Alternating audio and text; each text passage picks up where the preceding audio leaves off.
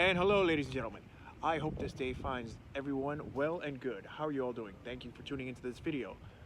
Today, I'm going to be working on the tail to a Mazda RX-7. Now, this is not just any tail. This is an imported tail from a 1999 RX-7 Spirit R. This is the Series 8 version of this tail. Now, this tail I worked on almost 2 years ago. I always had this footage and I put it together now, and I didn't want to lose the footage, so I'm putting it together in this video for you right now.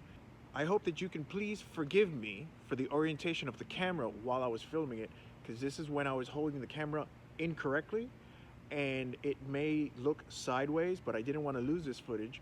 This is the original footage that I shot 2 years ago, and I'm going to piece it together and show it to you right now. I hope you enjoyed my first adventure repairing, prepping, and painting a tail for a Mazda RX-7. Thank you. This is the tail for a 1999 Mazda RX-7, the 3rd gen RX-7. These units came in white. I went ahead and I sanded them down. Don't drop it on camera. And scuffed up the paint. This one's in very good condition. This is an original piece. You'll see by these markings underneath, not knockoff aftermarket pieces you'll find all over eBay. So I actually bought it from Japan and imported. This one over here had some damage. Over here in this little corner here. Right over there. And I hit it with some primer filler spray paint and covered up a pretty good hole that it had. Alright. Put my pieces in here and start painting them, see how they go.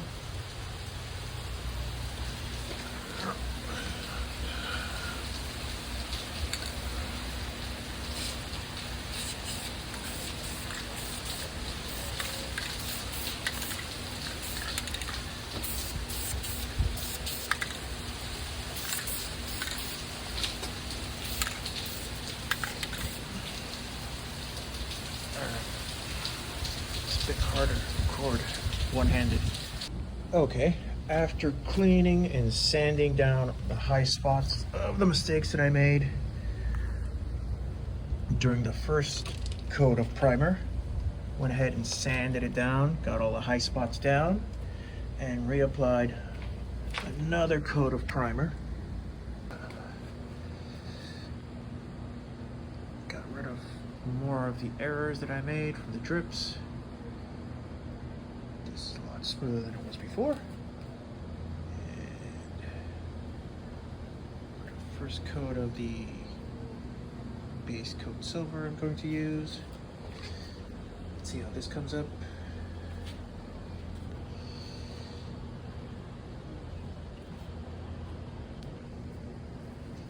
And continue forward. This will probably be easier to see in the daylight. Quick base coat of silver. Go over it. Couple runs, gotta fix. This will be easier to see during the day when I sand it down, then add a final base coat. This silver has a lot of metallic in it. It's not showing up on the video, but it actually looks nicer than I expected.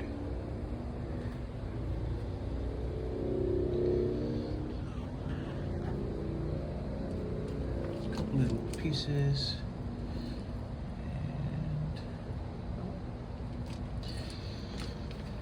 And the education continues. All right. Do more tomorrow. Hello, and Merry Christmas, because today is Christmas Eve. So whoever's ever watching this video now, this is when I'm filming this part of the video. This is the base coat application of the silver. Repaired a lot of my errors with the bodywork and filling in of holes and stuff, and this came out pretty good. It seems very nicely done. In the back here, I had a problem. There were some fractures inside the fiberglass of the paint. I went ahead and reinforced the inside of the spoiler with fiberglass and some fiberglass sheets, and applied that last night. Because every time I would paint, and the next day it would dry, and I would see cracks in the finish of the paint because the structural, the integrity of the spoiler was not solid because the inside of the fiberglass was all cracked. But I went ahead and applied an inside layer. I'll try to show you a little picture of the inside later. I don't want to touch this now because it's drying, and it looks really good. Projects like this are a learning thing. The more you do it, the better it seems to come out. Every time I tend to paint this, the more I'm able to correct errors and do it in a more efficient way, so less running comes out, less debris gets in the paint, and turns out better and better. I did do this with spray paint. Hopefully in time I'll be able to purchase an air compressor and do it with an air gun, because that'll be one of the best ways of doing it. But seeing that this is an entry-level sort of thing that I'm learning as I'm going, spray paint's fine for now. Hopefully I can become a somewhat skilled painter with an air compressor later on. But I'm really liking how this is coming out. All right, and Happy New Year, everyone. Today is January 1st. Here are the corner pieces of the spoiler I had previously painted before. I went over one more little touch of paint, and I think that was a good thing. I have it here in the sun, baking, hopefully hardening the paint. And I also went ahead and primered and painted the inside blade, adjustable blade that's on the wing on the RX-7. Primered it and painted in the same metallic silver, and this came out pretty good.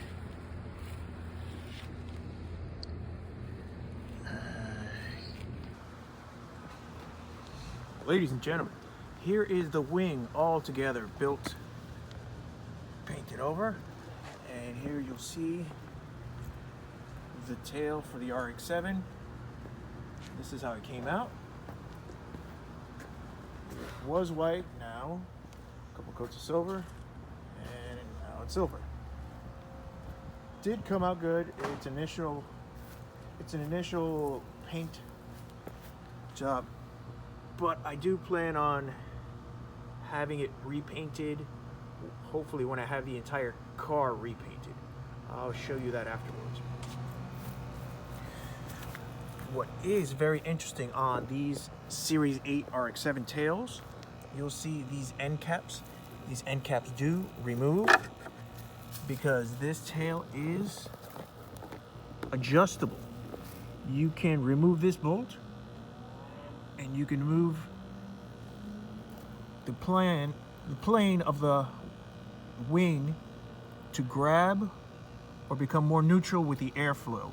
If you turn it downward, it'll give more downforce toward the vehicle, pushing the rear end of the car, giving it more traction for track use. And that's what this tail is specially designed for from Mazda. So that is a very, very nice detail.